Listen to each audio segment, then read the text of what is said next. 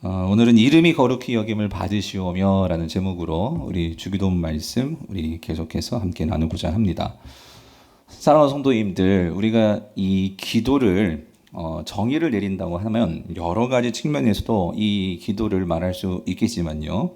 예수님께서 가르쳐 주신 이 주기도문을 근거해서 우리가 기도의 정의를 내린다면 저는 이렇게 내릴 수 있을 것 같아요. 기도는 나의 신분을 하나님의 자녀로 설정하고 삶의 목적과 방향과 방식을 하나님께 맞추는 영혼의 조율이다 라고 정의를 내릴 수 있을 것 같습니다.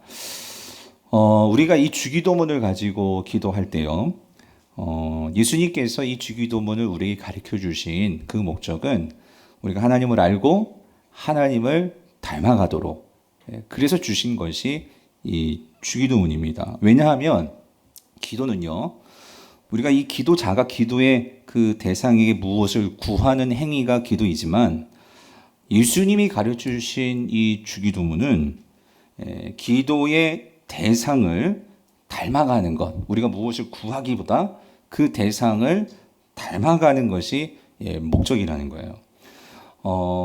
기도는요, 만약에 그의 기도의 대상이 사람이면 사람처럼, 혹은 그 기도의 대상이 짐승이면 짐승처럼, 혹은 사물이면 사물처럼, 우상이면 우상처럼 변해가는 것이 사실 기도입니다. 그래서 시인은요, 시편 115편 8절에서 이와 같이 말을 했어요. 우리 같이 한번 읽어볼게요. 시작.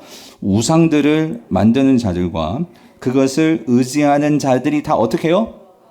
그와 같으리로다예요. 그러니까 무슨 말이냐면 우리가 돈 하면서 돈만을 위해서 기도하고 돈에 대해서 기도하게 되면 그 사람은 돈에 사로잡히게 되고, 무슨 말인지 이해되시죠?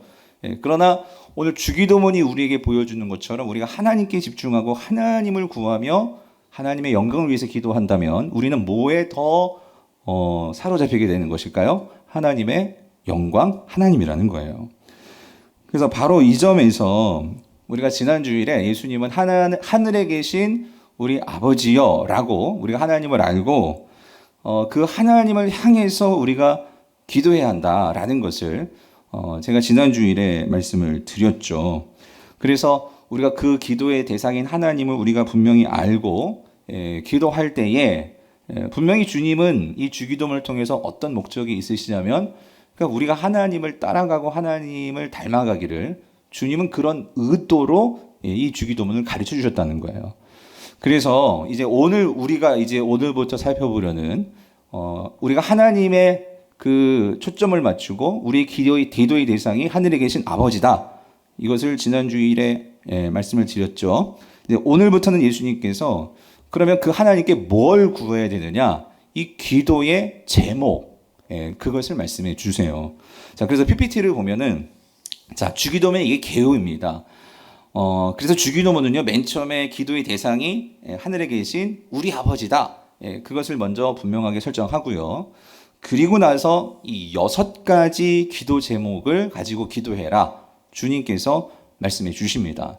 그리고 나서 맨 마지막에는 나라와 권세와 영광이 아버지께 영원히 있사옵나이다 라고 기도의 이 마지막 끝맺음을 하면서 이 마지막에서는 하나님께 뭔가를 구하는 게 아니고 하나님께 나라와 권세와 영광이 있습니다라고 찬양을 하면서 그렇게 끝나는 것이 주기도문의 구조라는 거예요. 자, 근데 여러분, 첫 번째부터 6번째가 이제 우리가 이제 알아봐야 할 기도의 내용인데, 예수님은요 이 기도를요 세 개로 기도의 그 제목들을 구분해 놓았어요. 이게 무슨 말이냐면 첫 번째 1번부터 셋째까지 이 세 가지는요, 그러니까 하나님을 위한 기도 제목이에요.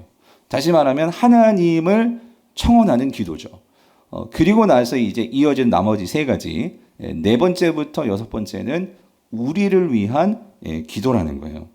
그래서 보시면 먼저 하나님을 위한 청원, 하나님을 위한 이 간구를 보면은요, 뭘 구해요? 하나님 아버지의 이름을 어떻게 해요? 거룩하게 하소서. 그리고 아버지의 나라가 어떻게 해요? 오게 하소서. 그리고 아버지의 뜻이 하늘에서와 같이 땅에서도 이루어지게 하소서. 그래서 첫 번째 세 가지 기도 제목에서는 뭘 구해요? 아버지의 이름, 아버지의 나라, 아버지의 뜻을 구하는 거예요. 그리고 나서 나머지 세 가지 기도 제목은 이제 우리를 위한 거죠. 그래서 우리에게 일용할 양식을, 우리에게 잘못한 사람을, 그리고 우리를 시험에 들지 않게, 이것을 구한단 말이죠. 자, 그래서 여러분 주기도문을 다시 보면, 그래서 주기도문은요 크게 부각되는 게 있어요. 주기도문 처음에 시작도 누구예요? 아버지고, 그 끝도 뭐죠? 아버지로 끝난다는 거예요. 그리고 그 무엇보다도 예수님께서 우리가 제일 먼저 하나님께 구해야 되는 것은 처음에 세 가지가 나오죠. 뭘 구하래요? 아버지를 구해라. 주기도문은 모든 것이 아버지에게 초점이 맞춰져 있다는 거예요. 자, 그렇다면 여러분, 이거는 우리에게 뭘 말해주는 것일까요? 예수님은요, 성도들에게 있어서, 하나님 나라 백성들에게 있어서는요, 분명한 기도의 우선순위가 있어야 한다는 거예요. 그 분명한 기도의 우선순위는, 사실 우리는 기도를 하기 시작한다면 제일 먼저 내 문제를 아뢰기가 쉬워요. 내 필요를 하나님께 구하는 것이 먼저가 될 수 있어요. 근데 예수님은 의도적으로 그렇게 하지 말고, 물론 우리의 필요를 구해야 돼요. 주기도문에도 분명히 우리의 필요의 양식이 들어가 있죠. 그렇지만 너희들이 항상 기억해야 된다는 거예요. 제일 먼저 하나님께 나아가서 구해야 될 것은 무엇을 먼저 구하라고요? 아버지를 먼저 구하라는 거예요. 아버지의 영광을 먼저 구하라는 거죠. 왜냐하면 여러분 이렇습니다. 우리가 하나님의 영광과 아버지의 영광, 즉 하나님 그 자체를 먼저 구하게 되면은요, 분명하게 우리가 보게 되는 것이 있는데, 하나님의 영광을 보게 된다는 거예요. 그런데 우리가 그 하나님의 영광을 보게 된다면 이것은 세상에서 보는 것과는 차원이 다른 그 영광이기 때문에, 그것을 보게 될 때 우리 안에서 사라지는 것들이 있어요. 뭐가 사라지냐면 걱정과 근심과 염려와 이 세상에 대한 모든 짐들, 그 모든 것들이 이 하나님의 영광에 사로잡히게 될 때 우리는 그것에서 참된 기쁨을 누리게 되고 위안을 누리게 되고 평강을 누릴 수 있다는 거예요. 그래서 예수님은 이것이 하나님의 백성들에게 있게 하시기 위해서 다른 그 무엇보다도 아버지를 구하라는 거예요. 아버지. 그래서 여러분, 우리가 잘 알고 있는 찬송가 288장을 보면은요, 이 288장은 예수를 나의 구주 삼고, 이 크로스비 여사라는 분이 이 찬양을 작사를 하셨어요. 근데 2절을 보면은요, 이렇게 되어 있죠. 온전히 주께 맡긴 내 영, 사랑의 음성을 듣는 중에 천사들 왕래하는 것과, 자, 여기 뭘 보죠? 하늘의 영광 보리로다. 3절은요, 주 안의 기쁨 누림으로 마음의 풍랑이 잔잔하니 세상과 나는 간 곳 없고, 자, 뭐가 보여요? 구속한 주만 보이도다예요. 자, 여러분, 저는 이 찬양을 볼 때마다 참 뭐랄까요, 항상 이걸 생각해요. 너무 놀랍다. 뭐냐면 여러분, 이 크로스 묘사는요, 앞이 안 보이는 분이세요. 이 크로스 여사는요, 출생하고 6주가 지났을 때 의사의 실수로 실명을 합니다. 그러니까 생각해 보세요. 출생한 지 6주 지나서 안 보이니 여러분, 본다는 것은 알겠어요? 모르죠. 온통 그 흑암 속에서, 어둠 속에서, 여러분 우리가 눈을 감아도, 지금 우리는 빛이 너무 세니까, 저는 되게 세거든요. 아무것도 안 보이는데 이 아무것도 안 보이는 이분이 뭐라고, 자기는 보인대요. 보는 게 있대요. 뭐가 보인대요? 하늘의 영광을 본다. 뭐가 보인대요? 구속한 주만 보인다라고 말을 하는 거예요. 여러분, 이게 도대체 뭐 어떤 것일까? 전 이게 너무 궁금하더라고요. 근데 제가 주기도문을 묵상하면서 깨달은 게 있어요. 뭐냐면 오늘 이 크로스비 여사는요, 분명하게 영혼의 눈이 뜨여서 보게 되는 것이 있다라는 거예요. 세상 사람들은 결코 볼 수 없지만 이 크로스비 여사는 눈이 뜨이면서 뭘 보냐면 하늘의 영광을 보고, 그리고 그 하늘의 영광 속에 있는 그 구주를 본다는 거죠. 그런데 여러분, 어떻게 이 영혼의 눈을 뜨고 이 하늘의 영광, 구속한 주가 보이는 것일까요? 무엇을 통해서요? 기도로 보게 된다는 거예요. 사랑하는 성도님들, 기도는요, 우리의 영안의 눈을 열어주는 거예요. 그리고 그 영안의 눈이 열릴 때, 그래서 하나님의 영광을 보게 된다면 오늘 크로스웨이 여사가 분명히 말을 하죠. 뭐라고요? 그 영광이 보일 때 주 안에서 뭘 느껴요? 기쁨을 누림으로 마음의 풍랑이 어떻게 된다고요? 잔잔하게 된다는 거예요. 말씀을 드렸죠. 예수님이 이걸 말씀하시는 거예요. 너희가 먼저 아버지의 영광을 구해라. 아버지를 보게 되면 그 아버지가 우리 마음에 있는 모든 풍랑과 우리 마음에 있는 모든 두려움들, 그 모든 것들을 잔잔케 하고 그것들이 보이지 않게 하고 오늘 우리에게는 오직 주님만 볼 때 우리의 삶에 기쁨과 평안이 임하게 될 거야. 그래서 주님은요, 먼저 내 것을 구하고 나 자신을 위해서 구하려고 하는 우리의 본성을 누르고 하나님을 먼저 구해라. 하나님의 영광을 먼저 구해라. 주님께서 이 말씀을 하시는 거예요. 그러므로 사랑하는 성도님들, 우리가 주기도문을 정말 배우고 이 기도를 이제 하기 시작한다면 여러분, 분명한 것은 우리의 기도의 우선순위가 바뀔 수 있게 되기를 간절히 바랍니다. 그러니까 기도를 시작하자마자 자신의 문제에 집중하여서 자신의 문제만 놓고 기도하면은요, 이 하나님의 영광을 놓치기가 쉬워요. 예. 우리가 진정으로 봐야 될 것은 문제 해결도 있지만, 당장의 문제 해결도 중요해요. 그렇지만 그거에 앞서서 정말 놓치지 말아야 될 것은 뭐라고요? 오늘 이 크로스 여사가 보았던 하늘의 영광이에요. 하늘의 영광. 그래서 오늘 이것을 위해서 예수님께서 가르쳐 주시는 기도가 뭐예요? 이름이 거룩히 여김을 받으시오며예요. 자, 여러분, 이게 무슨 의미냐? 자, 구절을 보면, 그래서 보세요. 하늘에 계신 우리 아버지여, 이름이 거룩히 여김을 받으시오며라고, 예, 이렇게 기도해라. 주님께서 말씀을 하신단 말이죠. 자, 근데 여러분, 이름이 거룩히 여김을, 예, 받으시옵소서라고 기도하는 거. 여러분, 이게 무슨 의미인지 이렇게 확 오세요? 저는 이게 맨 처음에 안 오더라고요. 그래가지고 이게 무슨 의미인가? 그래서 이걸 원어를 다시 한번 찾아봤어요. 그래서 다시 직역을 해보니까 우리 성경에 좀 빠진 단어가 있더라고요. 그게 뭐냐면 이 당신의라는 이 소유격 대명사가 빠져 있고 이름 앞에 이 정관사, 투라는 정관사가 빠져 있어요. 그러니까 이걸 조금 더 이거를 살려서 번역하면 이런 의미예요. 당신의 그 이름이 거룩하게 되소서 이 기도예요. 예. 근데 또 이렇게 놓고 해석을 해보니 좀 이상한 게 있어요. 뭐냐면, 그러니까 당신의 이름, 그러니까 하나님의 이름이 거룩하게 되소서인데, 좀 이상하지 않아요? 여러분, 그러니까 하나님이 거룩하게 되소서인데, 여러분, 하나님은요, 내가 기도하지 않아도 하나님은 거룩하신 분이에요, 아니에요? 거룩하신 분이에요. 뿐만 아니라 여러분, 하나님의 이름은요, 그 어떤 이 세상의 이름과 비교할 수 없는 거룩하신 이름이에요. 여러분, 이 세상의 모든 존재하는 이름은요, 사람이 지은 거예요. 심지어 이런 모든 나무, 이거 하나님께서 아담에게 지으라고 하신 거거든요. 근데 유일하게 하나님께서 맡기지 않은 이름은 무슨 이름일까요? 하나님의 이름이에요. 하나님의 이름은 하나님이 친히 계시하시고 가르쳐 주시지 않으면 우리가 알 수 없는 이름이 하나님의 이름이라고요. 그런데 이 기도는 뭐냐면 그 하나님의 이름이 어떻게 해요? 거룩히 여김을 받으시오며, 아니, 하나님의 이름 그 자체는 거룩한데 뭐 우리가 기도한다고 그게 거룩하게 되는 건가요? 아니란 말이죠. 그럼 도대체 이 기도는 왜 이런 기도를 주님께서 하게 하시는 그 이유는 무엇일까요?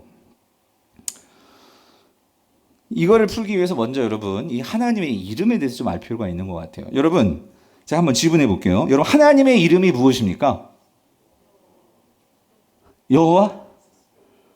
그래가지고 제가요, 대학생 때 그 길을 가는데 그 여호와 증인 두 분을 만났어요. 만나가지고 근데 그분이 저를 보더니만 그러는 거예요. 제가 교회 다닐 얼굴로 생겼나 봐요. 그래서 사람들이 다 저보면 교회 다니네. 그래서 교회 다닌다고. 예. 그러더니만 물어보는 거예요. 그러면 하나님의 이름이 뭔지 알아요? 이거 물어보는 거예요. 근데 전 대학생 때 좀 생소했어요. 뭐냐면 생각해보지 않았거든요. 여러분, 하나님의 이름이 하나님 아니에요? 저는 하나님이라고 생각하고 있었거든요. 근데 아니래. 하나님 이름이 있대. 그래서 뭐예요? 그랬더니만 하나님의 이름은 여호와래요. 여호와. 그래가지고 여호와를 모르는 건 아닌데, 근데 하나님의 이름은 여호와라는 거예요. 나는 하나님도 하나님의 이름인 줄 알았는데, 그러더니만 딱 성경을 찾아가지고 보여주는 거예요. 이사야 42장 8절 뭐라고요? 나는 여호와이니. 이는 뭐래요? 내 이름이라 라고 말을 하는 거예요. 난 이때 알았네. 하나님의 이름 여호와라는 거. 근데 여호와 증인은 하나님의 이름은 여호와만이라는 거예요. 근데 제가 나중에 이제 신학을 공부하고 성경을 보면서 알았죠. 아, 여호와 증인 역시 틀렸어. 뭐가 틀렸냐면 여러분, 하나님의 이름이 뭐예요? 여호와만이 아니고 하나님의 이름은 성경책에 무수히 많습니다. 이 하나님도 여러분 이름이에요. 하나님의 이름이에요. 그러니까 여러분 이거예요. 하나님이 이름을 가르쳐 주신다는 것은 뭐냐면 여러분 이름은요. 하나님의 이름은요.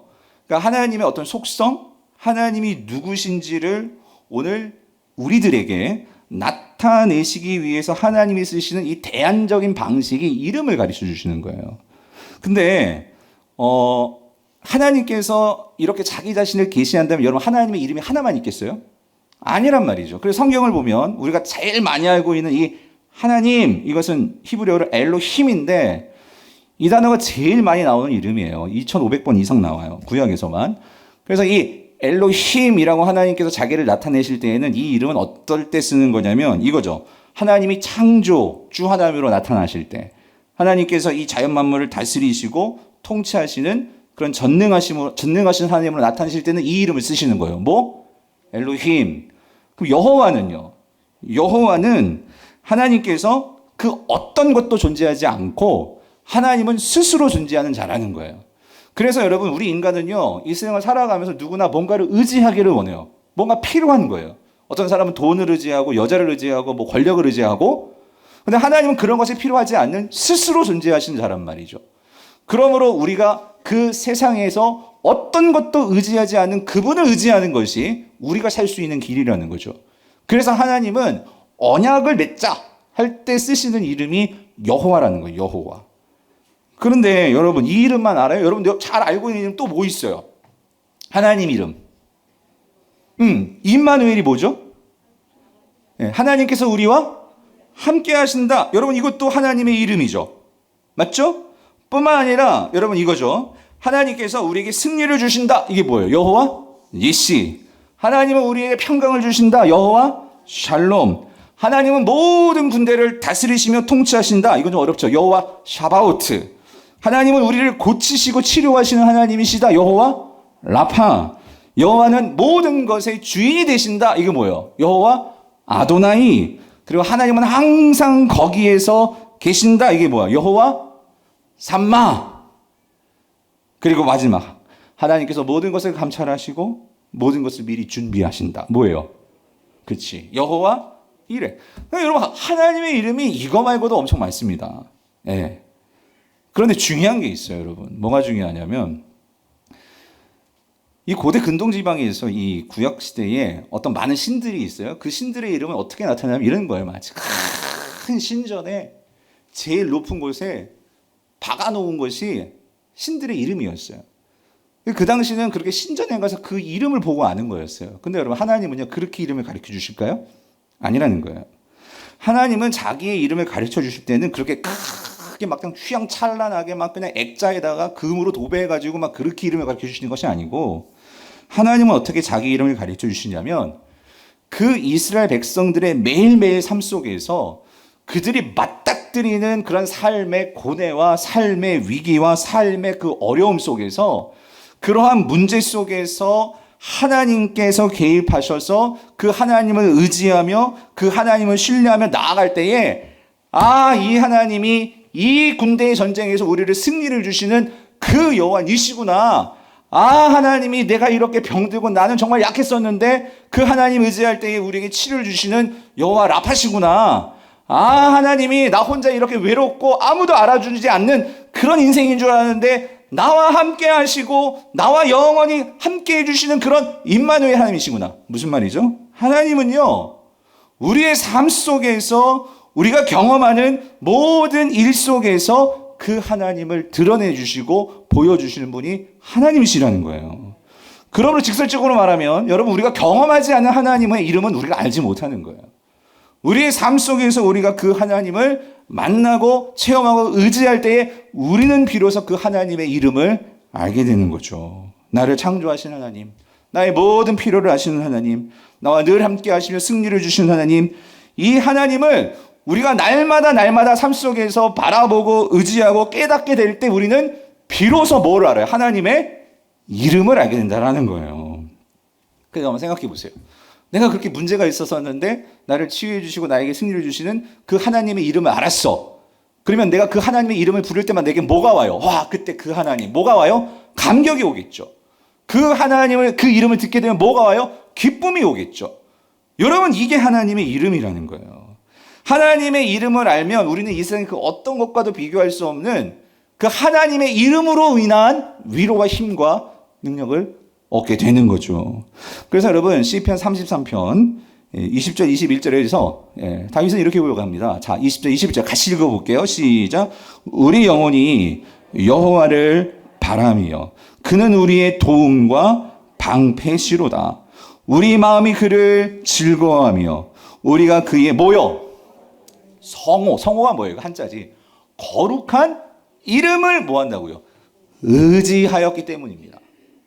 그러니까 아마 다윗이 막 군대의 어떤 그런 에워쌈과 공격을 당하고 있었는데, 그런데 다윗이 거기에서 정말 간절히 하나님을 구하고 하나님을 찾았을 때에, 하나님의 영광을 정말로 구했을 때에 그는 거기에서 이 거룩한 하나님의 이름을 알게 되었다는 거예요. 나를 지키시는 그 하나님. 그래서 그 하나님의 이름을 알게 되었을 때에 후로도 이런 거죠. 그 다윗의 삶 속에서 그런 어려움이 찾아올 수 있었을 거예요.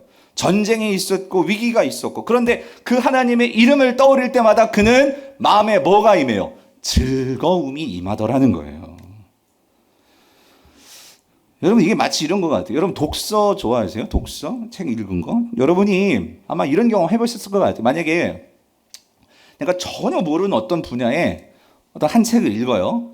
한 책을 읽으면 어떻게 되죠? 내가 이전에 전혀 몰랐던 새로운 세상을 내가 보게 되는 거예요. 알게 되는 거예요. 아, 이게 이래서 이랬구나. 그럼 그걸 알게 되면 뭐가 와요? 기쁨이 오죠. 예, 뭔가를 알고 새롭게 보게 되는 어떤 이런 짜릿함? 이런 게 오게 되는 거예요. 그런데 여러분, 내가 그 책 한 권만 읽었어. 그 분야에서. 예, 그렇게 한 권 읽는 거하고 어떤 사람은 그 분야에서 그 문제에 대해서 책 뭐 한 두 권, 세 권, 막 10권을 읽었어. 그럼 그 10권을 읽고 그 분야를 보는 사람하고 한 권만 보고 그거를 아는 사람하고 여러분 생각하는 깊이나 그것을 대하는 방식이 똑같을까요? 똑같겠어요? 다르죠. 근데 이게 마치 이런 거예요. 여러분, 왜 하나님께서 성경에 그렇게 수많은 이름들이 나오는 걸까요? 하나님이요, 어떤 한 면만 가지고 계신 하나님이 아니란 말이에요. 근데 우리의 인생에서 우리가 하나님의 한 면만 알고 있어. 그런데 어떤 사람들은 정말 이런 다윗과 같은 사람들은 삶 속에서 수많은 하나님의 이름을 경험했어요. 그러면 그렇게 수많은 하나님의 이름을 경험하고 알고 있는 사람과 딸랑 하나님 이름 하나 가지고 이 세상을 버텨내고 살려가는 사람이 인생을 살아가는 방식이 똑같겠어요? 고난을 대하는 방식이 똑같겠냐고요? 다르죠. 다를 수밖에 없는 거예요. 그래서 저는 이런 것 같아요. 하나님과 동행하는 성도의 삶은 마치 이거예요. 우리의 삶은 하나님의 이름들로 마치 퍼즐이 맞춰져 있는 것 같아. 그러니까 여러분, 이거예요. 퍼즐을 많이 맞춰보고 경험에 있는 사람은요, 어떤 거 퍼즐 많은 피스 같은 거 갖다 줘도 뚝뚝뚝 맞춰 나갈 수가 있어요. 그러니까 우리가 하나님의 이름을 인생 속에서 많이 안다는 것은 우리가 어떤 어려움이 당하고 위기가 당하고 그런 나의 삶에 내가 해결할 수 없는 것 같은 문제가 와도 그런 하나님의 이름이 퍼즐이 많으니까 그런 퍼즐들을 맞추면서 아, 내 인생이 이렇게, 내가 이럴 때 내가 이렇게 기도하고 내가 이렇게 대처하고 이런 인도함을 받을 수 있단 말이죠. 그러면 당연히 이 하나님의 이름을 안다는 것은 우리에게는 큰 능력이요 힘이 될 수 있다는 거죠.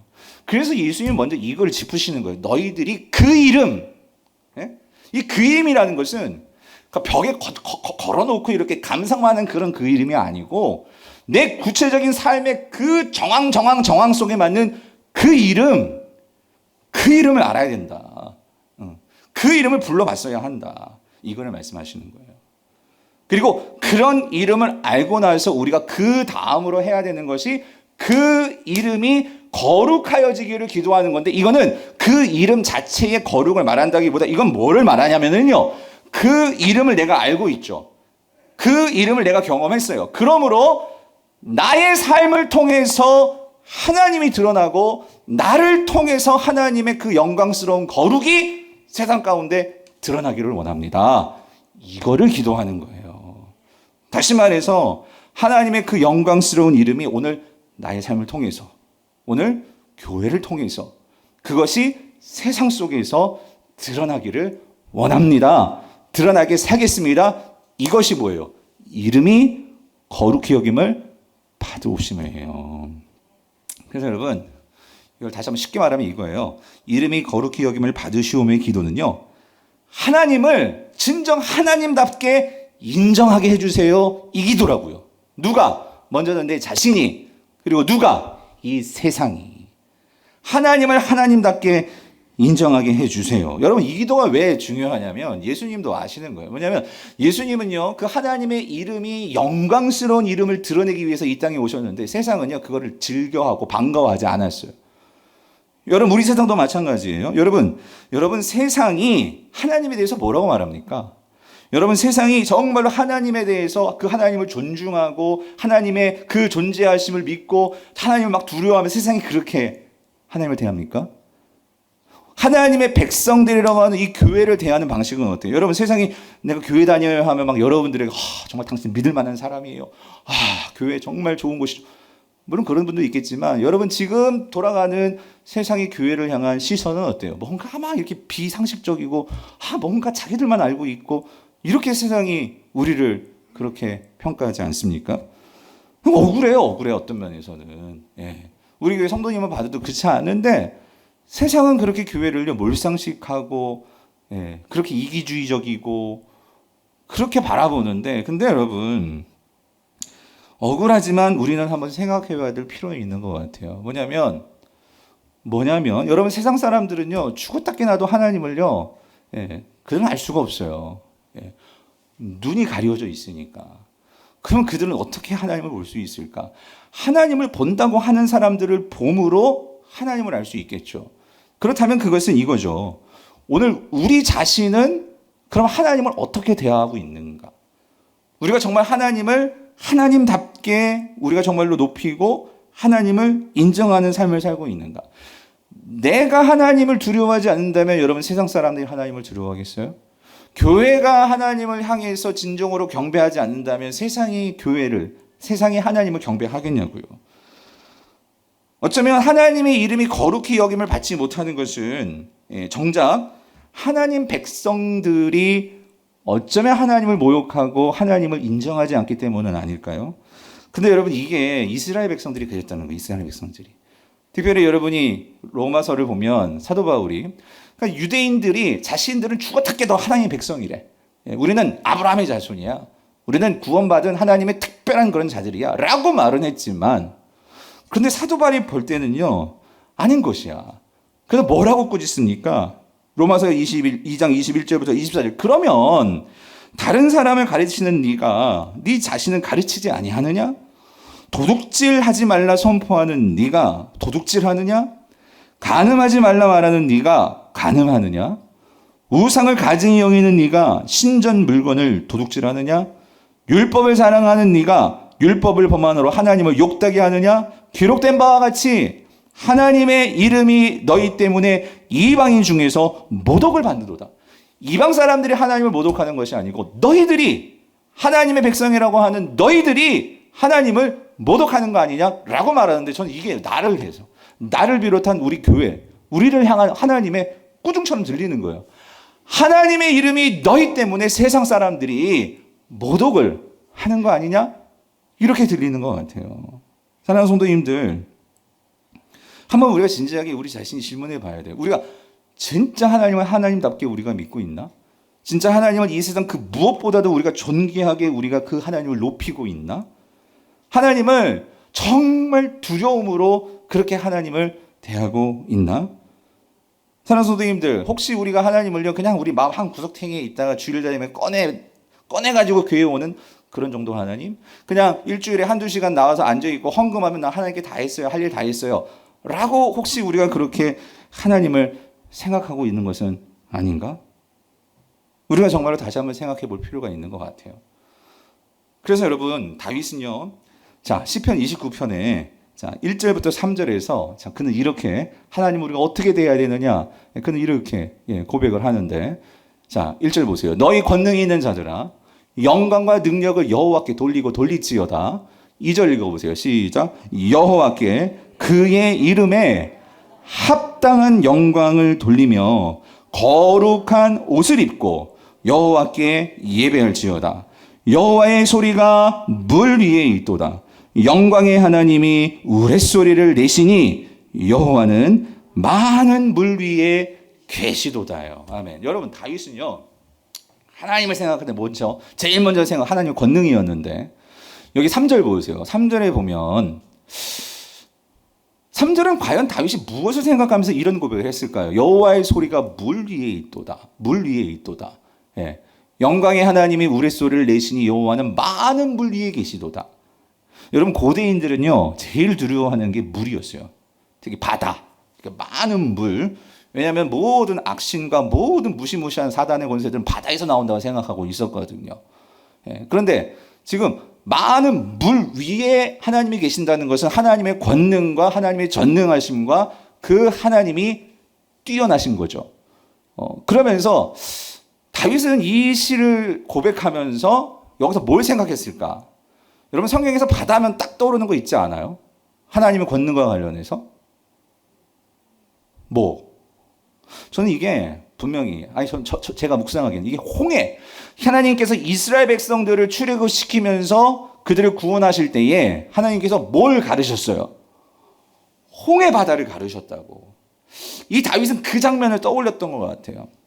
뭐냐면 하나님께서 그 이스라엘 백성, 이집트에서 정말 소망 없고 그렇게 보잘것없는 노예였던 이 히브리 민족, 이 이스라엘을 구원하시잖아요. 구원하시는데 그들이 딱 출애굽하면서 맞닥뜨린 게 그 인생에 그들의 힘으로는 도저히 해결할 수 없는 뭐였어요? 바다였다고. 뒤에서 누가 따라와? 이집트 군대가 따라오는 거죠. 그런 상황에서 이 진퇴양난, 사느냐 죽느냐 이 상황 속에서 하나님께서 어떻게 하시죠? 하나님께서 동풍을 불어가지고 그 바다를 어떻게 쫙 가르신 거예요. 가르고 그 하나님의 백성, 이스라엘 백성들이 그 바다를 건너가게 하시죠. 근데 여러분, 저는요, 바다가 갈라진 것도 대단하지만 거기서 정말 은혜 받는 게 뭐냐면요, 여러분 나중에 그 12장 가서 보세요. 14장이죠. 14장을 보세요. 출애굽기. 뭐가 나오냐면 동풍은 따뜻한 바람이거든요. 근데 하나님께서 밤새도록 이 바다를 갈려 놓으셨는데 거기 보면 이스라엘 백성들이 어떤 땅을 건넜다라고 나오면은요, 뭐라고 나와요? 마른 땅을 건넜다라고 나오는 거예요. 난 이게 너무 은혜로워. 뭐냐면 여러분, 이거예요. 바다가 이렇게 갈라지면 그 바다가 땅이 어떨 것 같아요? 질척질척하지 않겠어요? 근데 하나님께서 이 동풍은 따뜻한 바람이거든요. 불게 하셔가지고 마치 우리가 머리 감으면 드라이로 머리 말리잖아요. 예? 하나님께서 그 이스라엘 백성, 향방 모르고 그 오합지졸 그 백성들이 도망치지 않도록 친히 그 땅을 말려가지고, 여러분, 그 말려가지고 그거를 건너게 하시는 이 하나님, 우리가 어떻게 설명하겠어요? 권능의 하나님일 뿐만 아니라 이 이스라엘 백성들을 사랑하시는 하나님 아니십니까? 그러니까 다윗은 그 하나님을 생각할 때에 어떻게 했어요? 그런데 또 놀라운 건 그렇게 이스라엘 백성이 다 건넜어. 건너니까 뒤에서 누가 따라왔어요? 그 하나님 모독하고 하나님 부정하고 그랬던 그 바로와 이집트 군대가 들어오니까 하나님께서 당장에 이제 그 물을 어떻게 하셨어요? 덮어버리셔가지고 수장시켜 버리시잖아요. 이거를 보면서 이거를 생각할 때 다윗은요, 거기서 완전히 이 하나님에 대해서 뿅 가는 거죠. 그러면서 그럼 이 하나님에 대해서 우리가 어떻게 해야 될까? 2절이에요. 그 이름에 어떤 영광? 합당한 영광을 돌려야 하지 않겠냐. 이거를 말하는 거예요, 이거를. 합당한 영광. 그럼 합당한 영광이 어떤 건데? 다윗은 그렇게 얘기해요. 거룩한 옷을 입고 여호와께 뭐해요? 예배할지어다. 예배할지어다. 예배하는데 대충 예배하는 게 아니라 뭘 입고요? 거룩한 옷을 입고. 그럼 또 궁금해지더라고요. 거룩한 옷이 도대체 뭐냐? 막 비싼 명품 옷이냐? 예? 그건 아닌 것 같고, 이 거룩하다는 것은 구별된 거잖아요. 예. 근데 여기에 대한 답을 주는 힌트를 저는 바울에게 찾았어요. 바울. 로마서 12장 1절에 보면 바울이 하나님께 예배할 때 이렇게 예배를 해야 된대요. 12장 1절 같이 읽어볼게요. 그러므로 형제들아, 내가 하나님의 모든 자비하심으로 너희를 권하노니 너희 몸을 하나님이 기뻐하시는 거룩한 산 제물로 드리라. 이는 너희가 드릴 뭐예요? 영적 예배니라요. 이게 영적 예배라고 했지만 이 원어를 보면은 이게 스피리추얼 워십이 아니고요. 헬라어는 로기코스. 로기코스는 이렇게 생각하는 거예요. 생각에서 거기에 이 합당한, 그래서 이 킹 제임스 버전 같은 경우는 리즈너블이라고 번역을 했어요. 이게 뭐냐면 합당한 예배를 드리라는 거예요. 합당한 예배. 예. 바울도 하나님께 합당한 예배를 드려야 돼. 근데 그러면 뭐가 합당한 예배냐? 이렇게 얘기하죠. 너희 몸을. 근데 여러분 보세요. 아까 다윗에게서도 거룩한 옷은 어디다 입죠? 몸에 입는 거잖아요. 내 몸에. 그렇죠. 근데 바울도 너희 몸을 어떻게 하래요? 하나님이 기뻐하시는 거룩한 산 제물로 드리라는 거예요. 아하, 이거였구나. 다윗이 말했던 거룩한 옷이라는 것은 이거예요. 하나님이 기뻐하시는 거룩한 산 제물로 나를 드리는 거. 이해되세요? 그럼 바울은 여기서 이걸 어디서 뭘 보고 이렇게 고백하는 걸까? 바울은요, 하나님이 정말로 기뻐하시는 예배를 보았어요. 어디에서? 십자가에서. 예수 그리스도께서 자신의 몸을 산 제물로 하나님께 드리심으로 그 제사를 드렸을 때 하나님은 그 단번에 제사를 받으셔서 오늘 저와 여러분뿐만 아니라 오가는 모든 세대들의 이 죄를 해결해 주신 제사가 예수 그리스도의 제사였어요. 예수 그리스도의 제사는 100만 마리, 1000만 마리 양으로 드릴 수 있는 제사와 비교가 안 되는 거예요.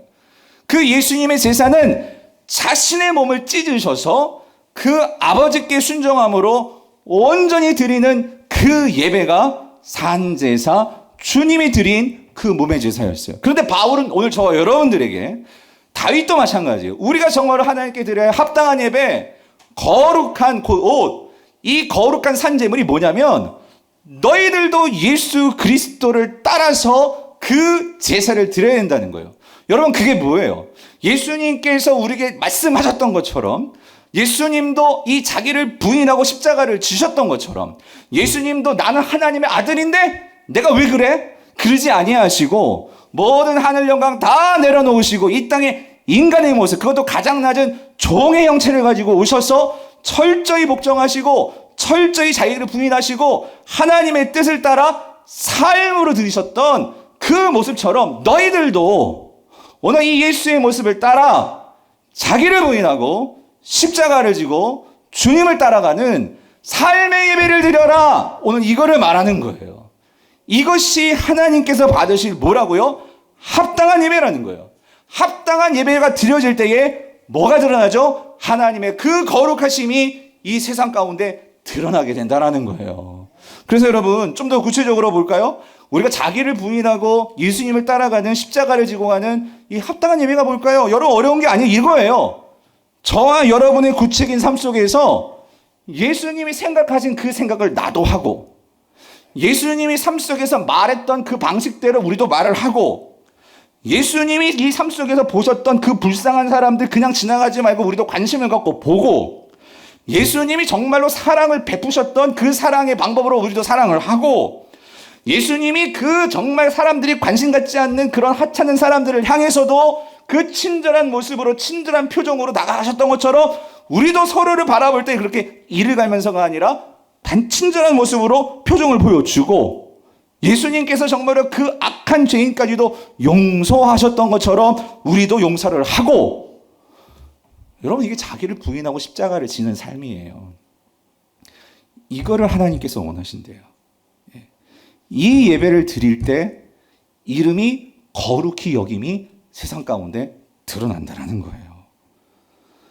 사랑하는 성도님들, 그러면 이것은 개인의 삶뿐만 아니라 우리 공동체의 삶과 다 연관이 되어 있는 거예요. 우린 교회잖아요, 교회.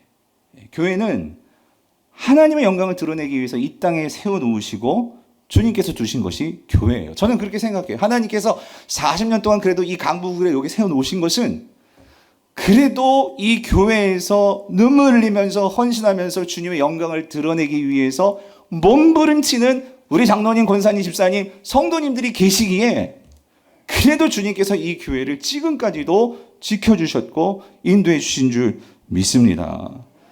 그러므로 여러분, 우리가요, 하나님의 이름이 거룩히 여김을 받으시오면 이거는요, 우리가 어떻게 기도하는 거 이거예요. 하나님, 제가 하는 일을 통해서 하나님이 좀 더 드러났으면 좋겠습니다. 여러분이 사업을 하세요? 하나님, 내가 하는 이 사업을 통해서, 이 장사를 통해서 내가 떼돈 벌어가지고 아파트 사고 저 혼자 사는 게 아니고, 내가 하는 이 장사, 내가 하는 이 사업, 내가 하는 이 공부, 내가 결혼한 거, 내가 목회한 거, 이것을 통해서 하나님의 영광이 더 드러나게 하여 주시옵소서.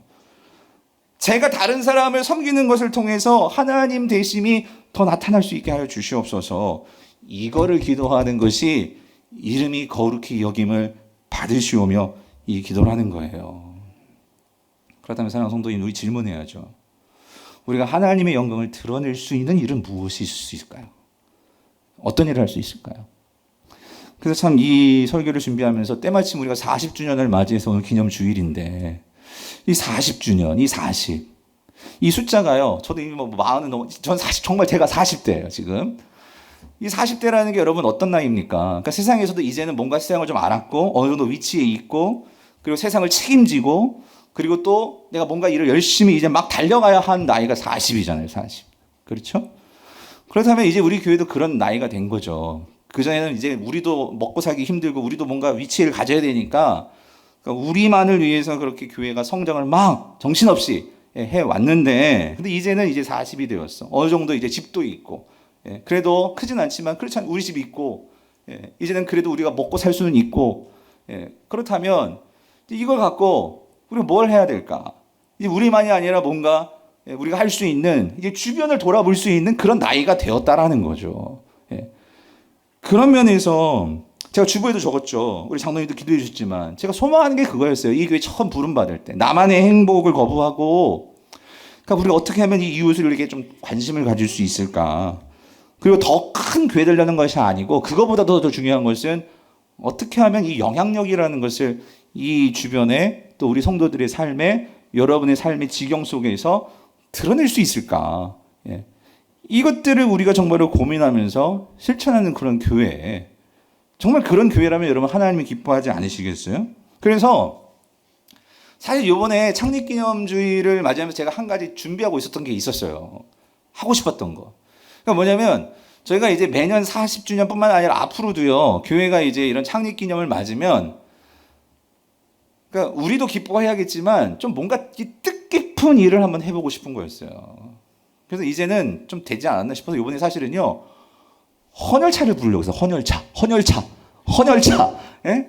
오는 게 아니라 여러분 다 아시죠? 요즘 피가 없대요, 피가. 세상 사람들이 피가 없다고. 아니, 여러분 근데 그럼 피가 부족하면 정말 누가 헌혈해야 될까요? 그리스도인들 아니에요? 우리는 주님의 보혈의 피를 받은 사람들이잖아요. 이건 의미도 있다. 그래가지고 여러분들이 하여튼 헌혈차 불러가지고 하려고 했는데, 하여튼 이 코로나가 문제야. 아무튼 그래가지고 이 코로나 때문에 참 고민하다가 그래서 이건 접었어요. 접고, 그런데 이게 정말 우리만 이렇게 떡해 먹고 우리만 이렇게 찰 게 아니고 좀 의미 있는 일이 없을까 그랬는데, 지난 당회에서 이번에 감사하게 우리 권사님이 떡을 해주셨잖아요. 그래서 떡을 이제 우리도 먹게 되었어. 근데 그 원래 떡을 정말 하려고 했거든요, 우리 예산으로. 근데 이제 그 예산이 세이브가 된 거야.